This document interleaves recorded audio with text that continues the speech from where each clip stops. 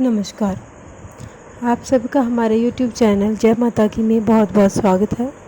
और यदि आप अभी हमारे चैनल पर आए हैं तो कृपा करके चैनल को सब्सक्राइब कर लीजिएगा और घंटी जैसे दिखने वाले बटन को भी दबा लीजिएगा ताकि आने वाली नई वीडियोज़ आप तक पहुंच सके। हरिओम नमः शिवाय, नमः शिवाय। श्रावण मास का महात्म्य। नमस्कार भक्तों, आज हम श्रावण मास के महात्म्य का तीसरा अध्याय करेंगे। तीसरे अध्याय में सनत कुमार भगवान शंकर जी से बोले, आपने व्रत समुदाय का उद्देश्य बताया, परंतु मेरी जिज्ञासा शांत नहीं हुई। आप विस्तार पूर्वक इन व्रतों को बताने की कृपा करें। आप खोलकर मुझे समझाएं, जिसे सुनकर मैं कृतकृत हो जाऊं। सनत कुमार जी की प्रार्थना पर भगवान महादेव जी बोले, हे भगत, श्रावण मास को नक्त व्रत कर व्यतीत करता है, वह संपूर्ण वर्ष इस नक्त व्रत का फल भोगता रहता है। जिस दिन की समाप्ति से 3 घड़ी पहले रात्रि भोजन को नक्त व्रत कहा जाता है। नक्त व्रत भोजन में सूर्यास्त से 3 घंटे पहले के समय को छोड़कर शेष समय लिया जाता है। सूर्यास्त से पहले के 3 घंटों को संध्या काल कहा जाता है। संध्या काल में आहार, मैथुन, निद्रा तथा स्वाध्याय करना वर्जित होता है। अब मैं तुम्हें गृहस्थ एवं सन्यासी के भेद से नक्त भोजन की 2 प्रकार की व्यवस्था बताता हूँ। ध्यानपूर्वक सुनो।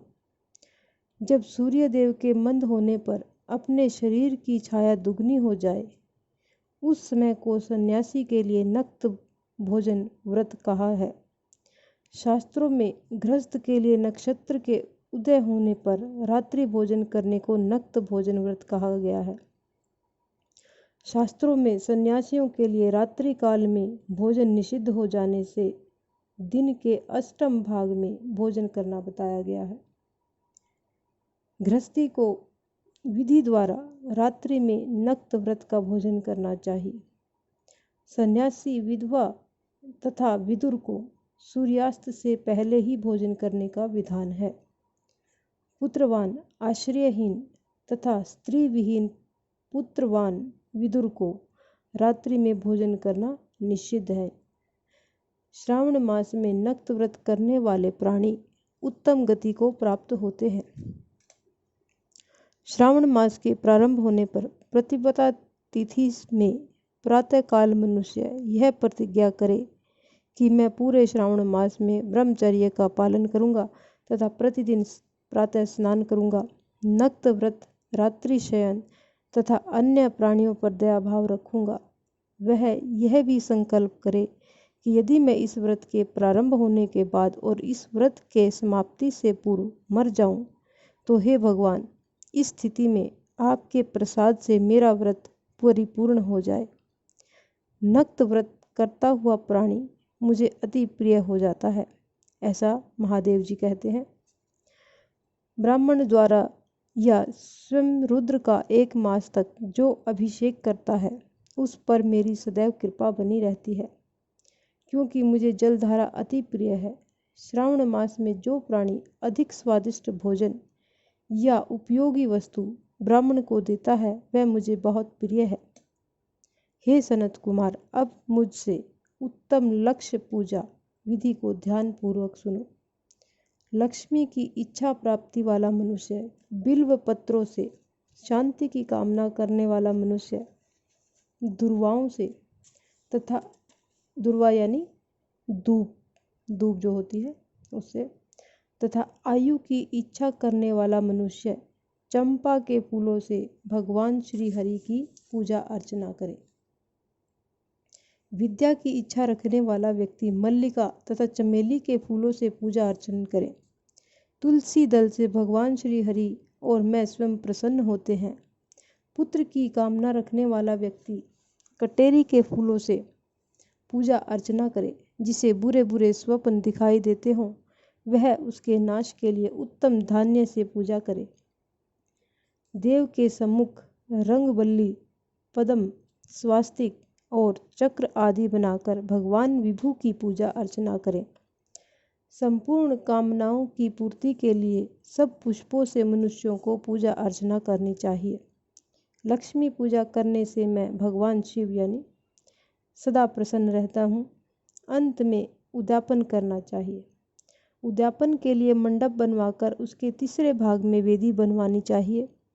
पुण्याह वाचन कर आचार्य का वर्ण करना चाहिए। मंडप में बैठकर रात्रि जागरण कर वेद पाठ कराना चाहिए। वेदी पर उत्तम चतुर्लिंग भद्र बनाकर उसके मध्य भाग में चावलों से सुंदर कैलाश का निर्माण करना चाहिए।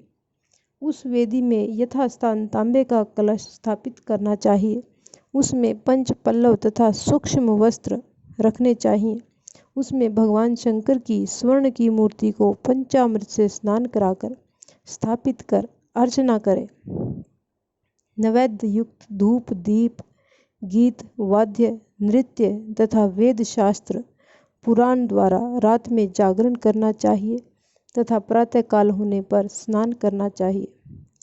पवित्र शास्त्रोक्त विधान से वेदी बनानी चाहिए। तिल, घी, पायस, मूल मंत्र, गायत्री, शिव सहस्त्र नाम से हवन करना चाहिए। जिस मंत्र से पूजन किया है उसी मंत्र से हवन करना चाहिए। खांड, घी, चावल से हवन करना चाहिए। हवन समाप्ति पर पूर्णाहुति देनी चाहिए। प्रातः वस्त्र, अलंकार, आभूषण से आचार्य का अर्चन करना चाहिए। ब्राह्मणों का पूजन कर उन्हें दक्षिणा देनी चाहिए। जिन मंत्रों से भगवान शिव की लक्ष्य पूजा की है उन चीज़ों को दान करना होता है। स्वर्ण निर्मित भगवान शंकर की मूर्ति का अर्चन करें। यदि 1 महीने तक दीप जलाया हो तो उसको दान में देना चाहिए। संपूर्ण इच्छाओं की सिद्धि हेतु स्वर्ण की बत्ती, चांदी का निर्मित दीप बनवाकर उसमें गऊ का घी भरकर दान देना चाहिए। ब्राह्मणों को भोजन कराकर दक्षिणा दे। इस प्रकार जो मेरी अर्चना करता है मैं उस पर सदैव प्रसन्न रहता हूँ।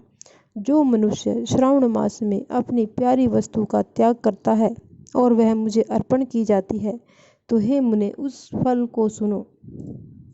इस लोक में तथा परलोक में वह वस्तु लाख गुना होकर मिलती है। निष्काम भाग से त्यागने पर उत्तम गति की प्राप्ति होती है। जो भक्त मेरा रुद्री पाठ करता है वह प्रति अक्षर करोड़ वर्ष तक रुद्रलोक में निवास करता है। पंचामृत के अभिषेक से मोक्ष की प्राप्ति होती है। श्रावण मास में धरती पर सोने वाले मनुष्य को हाथी दांत से बनी हुई या चंदन निर्मित नवरत्न की जड़ी हुई मृदु गरुड़ के चिन्ह वाली रुई से भरी कपड़े की रजाई और तकियों से संपन्न शैया प्राप्त होती है। वह शैया उसे सुंदर स्त्री अन्य रत्नों से विभूषित मिलती है। ऐसा माना जाता है कि जो व्यक्ति श्रावण मास में नीचे जमीन पर सोते हैं उनको अगले लोक में जाके ये सब चीज़ें मिलती हैं। श्रावण मास में जो आदमी ब्रह्मचर्य का पालन करता है उसका वीर्य अत्यधिक पुष्ट हो जाता है। तेजस्विता, बल, शरीर, दृढ़ता और धर्म कार्य में समस्त उपकारी चीज़ें उसे मिल जाती हैं। जो आदमी इस मास में मौन व्रत धारण करता है वह श्रेष्ठ वक्ता हो जाता है। मौन व्रत दिन या रात या भोजन के समय रखा जा सकता है। मौन व्रत में यदि मनुष्य घंटा तथा पुस्तिकें दान करता है तो उसको सब शास्त्रों की जानकारी स्वयं ही प्राप्त हो जाती है। जय भोले बाबा की। वह मौन व्रत के प्रभाव से बृहस्पति के समान बुद्धि वाला बन जाता है।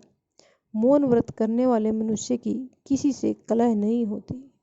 जय मेरे भोले बाबा की जय।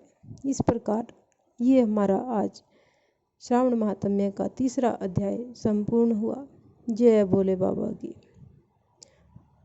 अभी आप अगर हमारे चैनल पर नए आए हैं तो कृपा करके हमारे इस चैनल को सब्सक्राइब कर लीजिए और अगर आपको हमारी ये कथा अच्छी लगे तो एक लाइक बटन जरूर दबाइए।